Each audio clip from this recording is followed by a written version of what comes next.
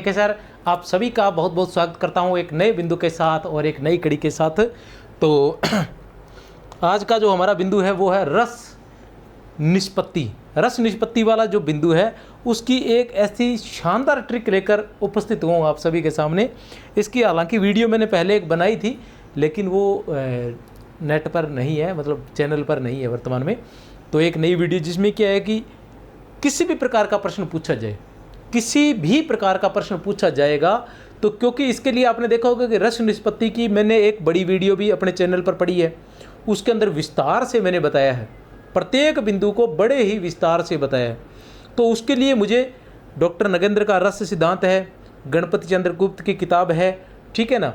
तो ये सारी किताबें मैंने पढ़ी, ठीक है, और भी कोई छोटी बड़ी किताबें हैं वो पढ़ने के बाद और उसके बाद फिर जैसे प्रश्नोत्तर है। तो आज तक जितने भी रस निष्पत्ति से संबंधित जितने भी प्रश्न आए हुए हैं, चाहे टीजीटी है, चाहे पीजीटी है, चाहे नेट है, चाहे असिस्टेंट प्रोफेसर है, ठीक है ना, चाहे स्कूल लेक्चरर है, चाहे वरिष्ठ अध्यापक है, वो सभी प्रश्न मैंने आपको करवाए हैं। ये सभी करने के बाद मेरे दिमाग में आया कि क्यों न अलग अलग जगह से पढ़ा, तो मैंने अलग अलग तरह से चीज़ों को देखा, तो क्यों ना इन सभी को एक छोटी सी ट्रिक में बांध दिया जाए कि सारी चीज़ें एक ही जगह एक छोटे से चार्ट में। तो मैंने उसके लिए ना एक छोटा सा चार्ट तैयार किया। ये देखिए, प्रत्येक चीज़ जो रस निष्पत्ति से संबंधित प्रत्येक चीज़ जो किसी भी प्रकार का प्रश्न पूछा जाएगा वो इस चार्ट में से मिलेगा। तो उसके बाद आपको क्या है कि याद करने की या रट्टा मारने की आवश्यकता नहीं पड़ेगी, बस इस चार्ट को थोड़ा सा ध्यान देना है। और चार्ट भी इस तरह से बनाया गया है कि अपने आप ही आपको याद हो जाएगा। तो देखते हैं साधारणीकरण की बात है। आचार्य रस निष्पत्ति ट्रिक, ये ट्रिक नहीं है और ही कुछ है, ठीक है ना। अब इसको नाम क्या देंगे मैं नहीं कह सकता कुछ भी, ठीक है ना, नामकरण अभी हुआ नहीं है। आचार्य कौन से आचार्य थे? रस निष्पत्ति। रस निष्पत्ति क्या है? रस निष्पत्ति क्या है कि ऐसा कहा जाता है, कहा क्या जाता है, लिखा हुआ है किताबों में, भरतमुनि के नाट्य शास्त्र में लिखा हुआ है कि भरतमुनि ने अपने नाट्य शास्त्र के छठे अध्याय में, भरतमुनि ने अपने नाट्य शास्त्र के छठे अध्याय में एक व्याख्या दी है, एक परिभाषा दी है, वो है विभावानुभाव व्यभिचारी शोंगादृश निष्पत्ति। कि रस की निष्पत्ति कैसे होती है? विभावानुभाव व्यभिचारी शोंगादृश निष्पत्ति। इसमें से दो शब्द उठाए गए, एक संयोग और एक निष्पत्ति। कौन कौन से दो शब्द उठाए गए? एक उठाया गया संयोग शब्द और दूसरा उठाया गया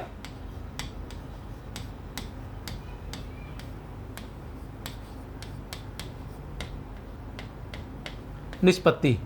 अब ये दो शब्द उठाए गए और इन दो शब्दों की अलग अलग आचार्यों ने अलग अलग तरीके से व्याख्या की है, इन दोनों की, कि संयोग किसका होता है और निष्पत्ति किसकी होती है, ठीक है ना।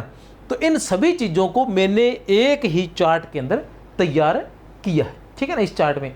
अब ये आ जाए कि काव्य शास्त्र में रस की प्रथम व्याख्याकार, काव्य शास्त्र में रस के प्रथम व्याख्याकार तो भरतमुनि रहेंगे, रस संप्रदाय के प्रवर्तक, ठीक है ना, भरतमुनि, दूसरी सती ईस्वी पूर्व, ठीक है।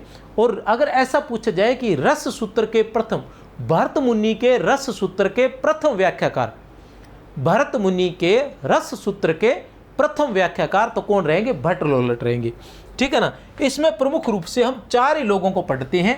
एक नंबर पर भरतमुनि के रस सूत्र की व्याख्या करने वाले चार ही लोग थे प्रमुख। एक थे भट्टलोलट, दो नंबर पर हमारे पास आता है श्री शंकुक, तीन नंबर पर हम बात करते हैं तो भट्ट नायक, चार नंबर पर हम बात करते हैं तो अभिनव गुप्त।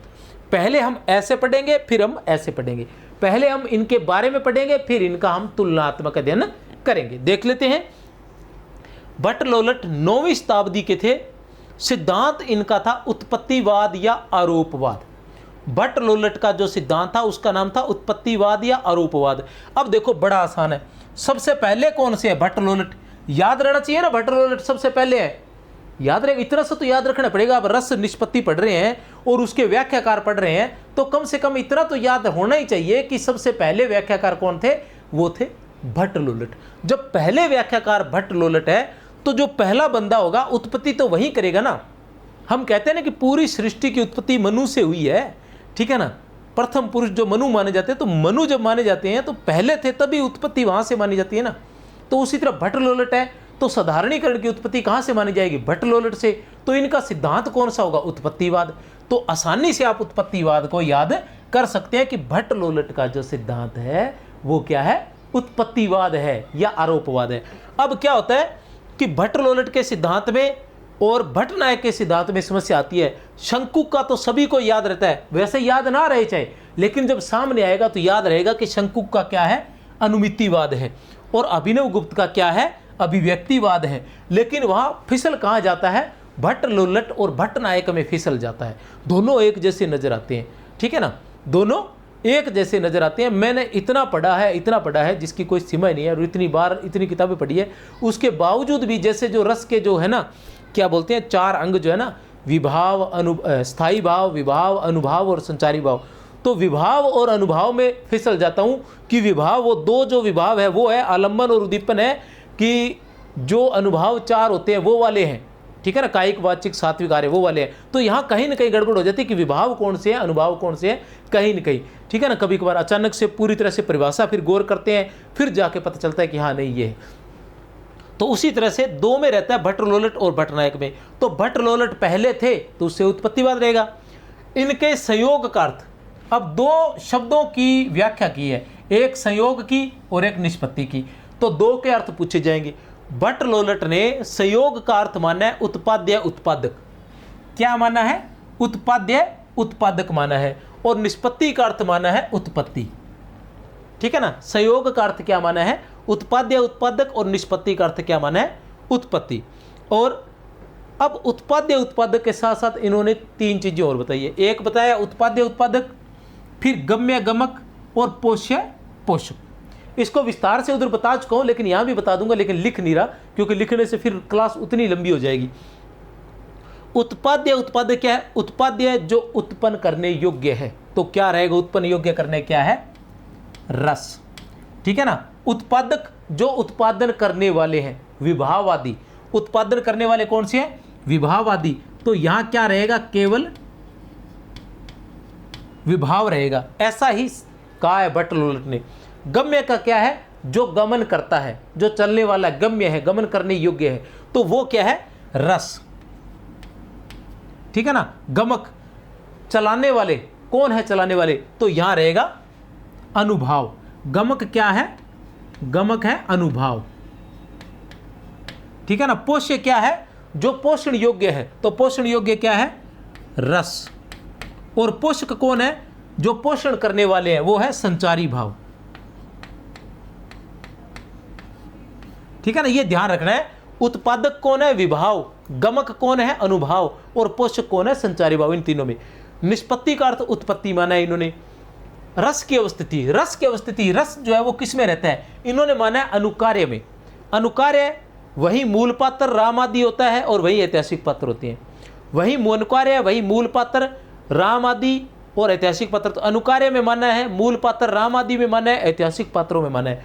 रस की अवस्थिति किस में मानी है? अनुकार्य में, मूल पात्र राम आदि में और ऐतिहासिक पात्र में। कहने से तात्पर्य रस जो होता है वो मूल पात्र में ही होता है। वास्तव में कवि जो आनंद ले रहा होता है, पाठक जो आनंद लेता है, जिसे पाठक कहा गया है, जिसे दर्शक कहा गया है, जिसे सामाजिक कहा गया है, जिसे सहृदय कहा गया है, जिसे प्रेक्षक कहा गया है, जिसे प्रेमाता कहा गया है, ठीक है ना। जिसे प्रेक्षक कहा गया है, जिसे प्रेमाता कहा गया है, ये सारी चीज़ें किसके लिए? पाठक के लिए, दर्शक के लिए है।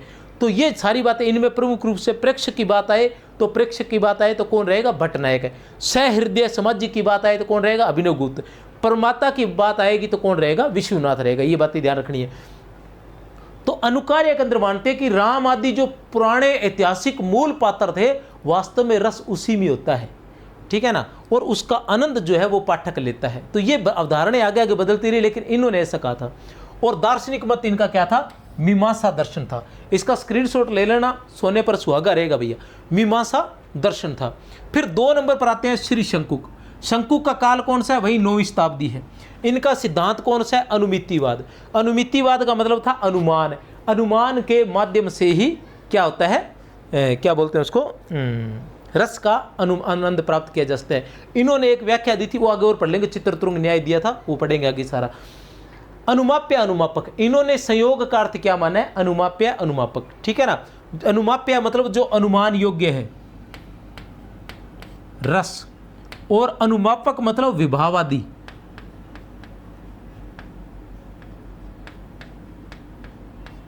ठीक है ना। अनुमिति मतलब अनुमान। रस की अवस्थिति इन्होंने किस में मानी है? अनुकर्ता या नट आदि में। अनुकर्ता या नट आदि में। अनुकर्ता कौन होते हैं? नट आदि, जो पात्र अभिनय करने वाले होते हैं। ठीक है ना। और दर्शन कौन सा इनका? न्याय दर्शन है। कौन सा दर्शन है इनका? न्याय दर्शन है। भट्टनायक 3 नंबर पर आते हैं। भट्टनायक इनका जो काल माना जाता है 10वीं शताब्दी, कुछ जगह 11वीं है, लेकिन वैसे भट्टनायक का 10वीं शताब्दी और अभिनव गुप्त का 10वीं 11वीं शताब्दी माना जाता है। कुछ लोग इसे 11वीं मानते हैं, कुछ लोग इसे 10वीं भी मानते हैं। ठीक है ना। लेकिन अपने प्रमुख रूप से ये याद कर लेना, 10वीं और 10वीं 11वीं। भट्टनायक का भुक्तिवाद या भोगवाद है। सिद्धांत कौन सा है? भुक्तिवाद या भोगवाद। संयोग का अर्थ क्या माना है? भोज्य, भोजक। भोज्य क्या है? जो भोजन करने योग्य है। क्या है? रस। और भोजक क्या है? भोजक है जो भोजन करवाने वाले हैं, तो वो क्या रहेगा?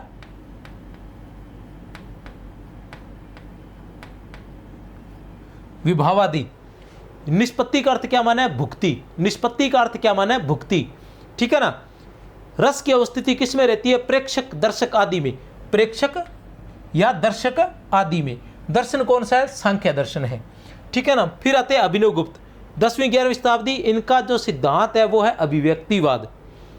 संयोग का अर्थ व्यंग्य, व्यंजक माना है। व्यंग्य जो व्यंजना करने योग्य है, रस। व्यंग्य कौन है? जो व्यंजना करने योग्य है। और व्यंजक जो व्यंजना करने वाले हैं।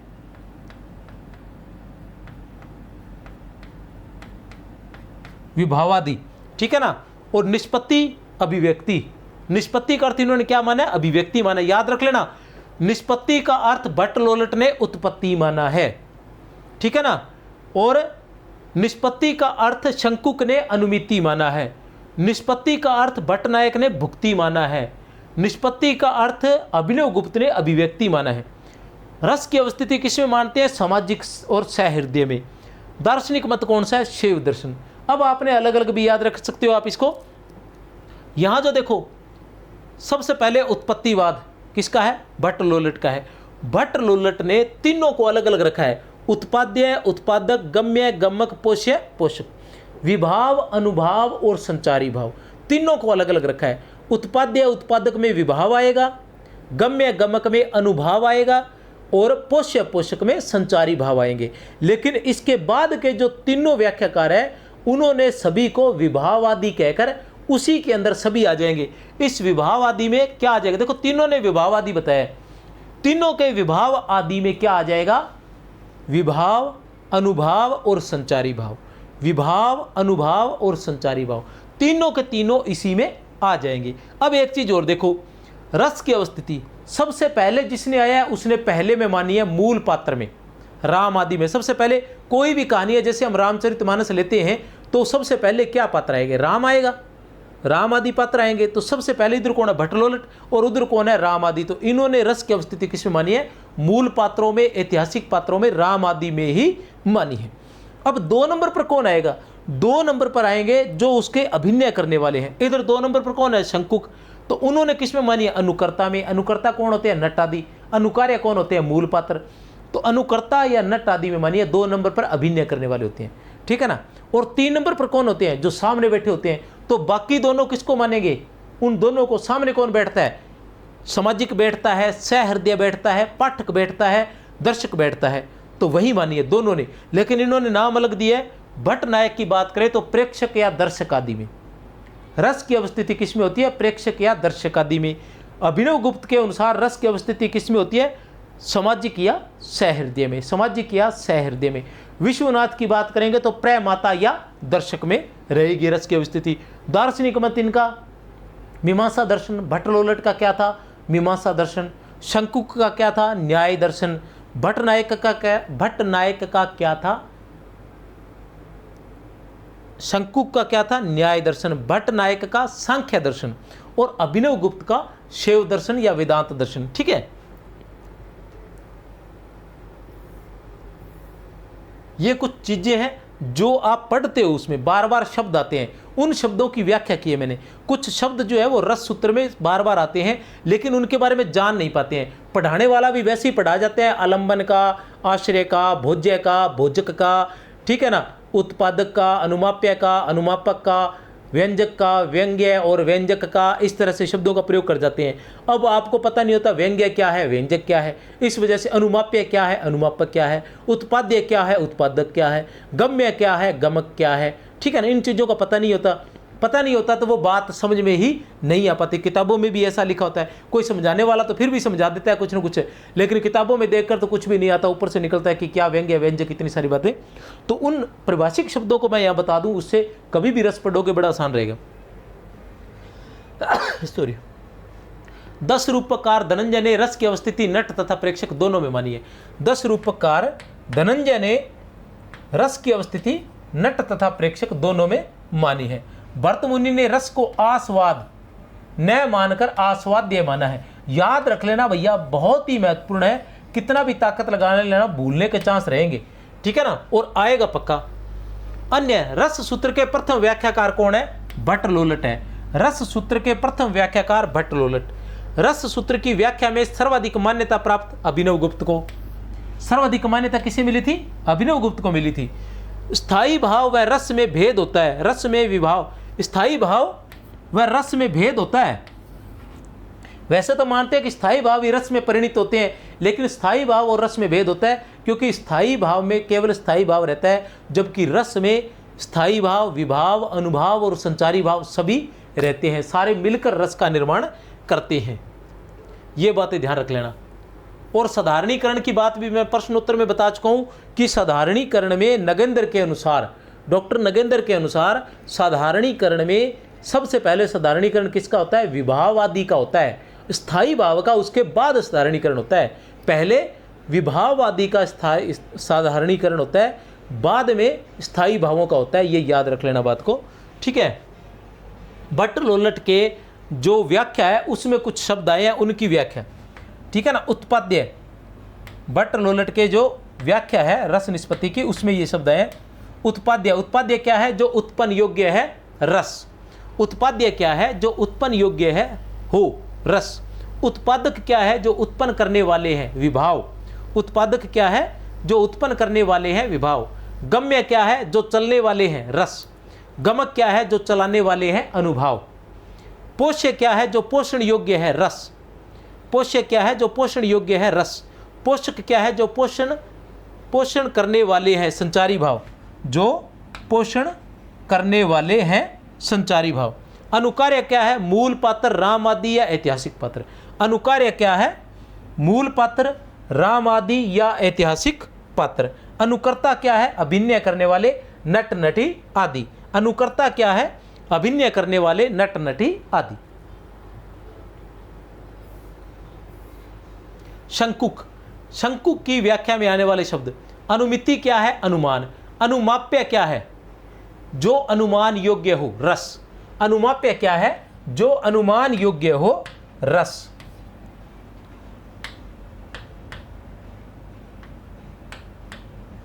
अनुमापक क्या है? जो अनुमान करवाते हैं। अनुमापक क्या है? जो अनुमान करवाते हैं विभाव, अनुभाव और संचारी भाव, ठीक है ना। अनुमापक में तीनों आ जाएंगे, विभाव, अनुभाव और संचारी भाव। चित्रतुंग न्याय क्या है? चित्रतुंग न्याय की परिभाषा किसने दी थी? वो किसने दी थी? चित्रतुंग न्याय की हम बात करते हैं तो चित्रतुंग न्याय के बारे में किसने लिखा था? चित्रतुंग न्याय के बारे में शंकुक ने लिखा था। चित्रतुंग न्याय के बारे में शंकुक ने लिखा था। शंकुक ने क्या लिखा था कि जैसे चित्र, घोड़े का चित्र देखकर हम उसके बारे में मतलब भाव अर्जित कर सकते हैं, उसके बारे में जान सकते हैं। घोड़े के चित्र को देखकर हम घोड़े को महसूस कर सकते हैं, उसको जान सकते हैं। तो उसी तरह से काव्य में हम क्या करते हैं कि काव्य में भी हम क्या करते हैं कि काव्य में जो पात्र होते हैं उनको देखकर, या नाटकों जो अभिनयकर्ता होते हैं उनको देखकर हम भावों को ग्रहण कर सकते हैं। तो इसमें अनुकर्ता जो है, जो नट नटी आदि है, वो ही मुख्य रहते हैं। रस की अवस्थिति उसी में मानी है। चित्रतुंग न्याय, इसमें इन्होंने ये 3-4 प्रतीतियां मानी है। सम्यक प्रतीति, सम्यक प्रतीति में क्या होता है? राम को राम समझना। मिथ्या प्रतीति क्या होता है? राम को श्याम समझना। संशयात्मक प्रतीति क्या होता है? राम है या श्याम। सादृश्यात्मक प्रतीति क्या है? राम जैसा समझना। ये चार जो प्रतीतियां हैं इनके बारे में किसने लिखा है? इनके बारे में ये जो काव्य प्रकाश है,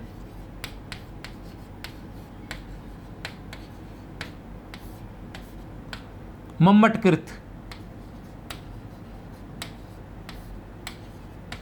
मम्मट कौन सी शताब्दी के थे? 11वीं शताब्दी के थे, 11वीं शती के थे मम्मट। इनकी रचना थी काव्य प्रकाश। उस काव्य प्रकाश ने इन्होंने शंकुक के बारे में लिखा है कि शंकुक ने ये चार जो है प्रतीति या ज्ञान माना है। ज्ञान जो चार प्रकार का होता है, एक होता है कौन सा? सम्यक प्रतीति या सम्यक ज्ञान, जो जैसा है उसे वैसे ही समझना, मतलब राम को राम समझना, सम्यक प्रतीति। दूसरा है मिथ्या प्रतीति, जिसमें राम को श्याम समझ लेना, मिथ्या प्रतीति जिसमें राम को श्याम समझ लेना। तीसरी है संशयात्मक प्रतीति, जिसमें राम है या श्याम है ये संशय रहना। और चौथी है सादृश्यात्मक प्रतीति, जिसमें राम जैसा समझना। लेकिन ये यहाँ पर ये नहीं है, यहाँ पर जो है ये नहीं है। यहाँ पर क्या रहेगा?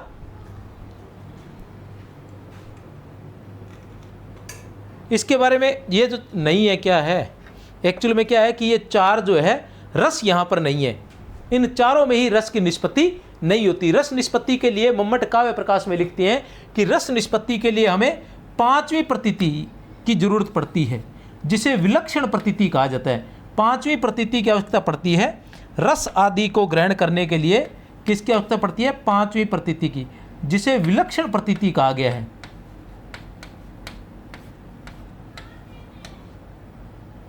जिसे विलक्षण प्रतीति कहा गया है। और विलक्षण प्रतीति में ही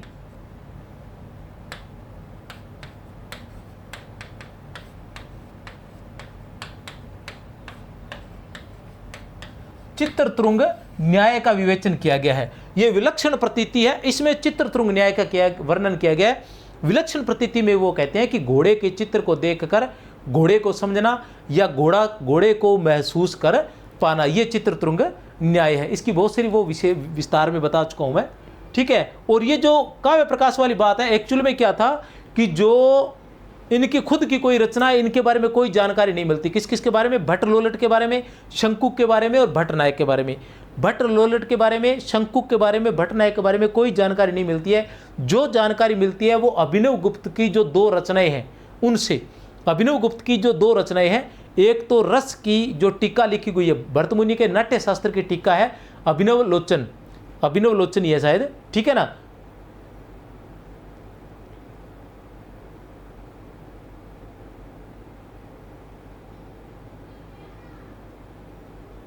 ऐसे नाम है। दूसरी है ध्वन्यालोक लोचन, एक है अभिनव लोचन है या अभिनव ऐसा कुछ होगा नाम, ठीक है ना। और दूसरी ध्वन्यालोक लोचन है, दो रचनाएं हैं उनका ही। और तीसरी जो मम्मट का काव्य प्रकाश है। इन तीन से इनके बारे में जानकारी मिलती है, इसलिए ये जो तथ्यात्मक जानकारी है ये मम्मट के काव्य प्रकाश से ही ली गई है। भट्ट नायक आ जाते हैं तीसरे। इसमें इन्होंने किन किन शब्दों का प्रयोग किया है? जैसे भोज्य शब्द है, तो भोज्य का अर्थ क्या है? भोज्य का अर्थ है भोग योग्य अर्थात रस, भोग योग्य अर्थात रस। भोजक दूसरा शब्द है भोजक, भोग कराने वाले कौन होंगे? विभाव, अनुभाव और संचारी भाव, ठीक है ना। तीन व्यापार बताए इन्होंने, तीन व्यापार बताए, अभिदा, भावकत्व और भोजकत्व। अभिदा, भावकत्व और भोजकत्व। अभिदा क्या है? काव्यार्थ का ग्रहण। अभिदा में क्या होता है? काव्यार्थ का ग्रहण होता है। अभिदा में क्या होता है? काव्यार्थ का ग्रहण होता है। अभिदा में क्या होता है? काव्यार्थ का ग्रहण होता है।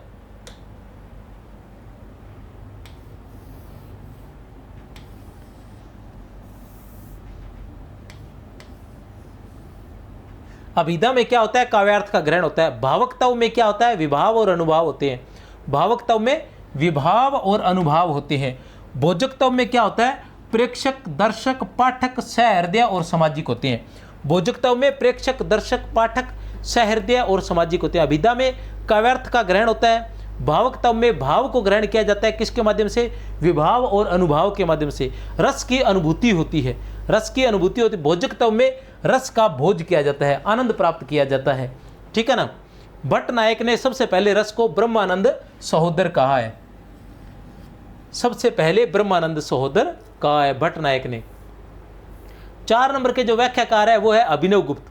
अभिनव गुप्त ने दो शब्दों का प्रयोग किया है, व्यंग्य और व्यंजक, व्यंग्य और व्यंजक। व्यंग्य क्या है? जिसकी व्यंजना हो सके, रस। व्यंग्य क्या है? जिसकी व्यंजना हो सके, रस। व्यंजक क्या है? व्यंजना करने वाले विभाव, अनुभाव, संचारी भाव।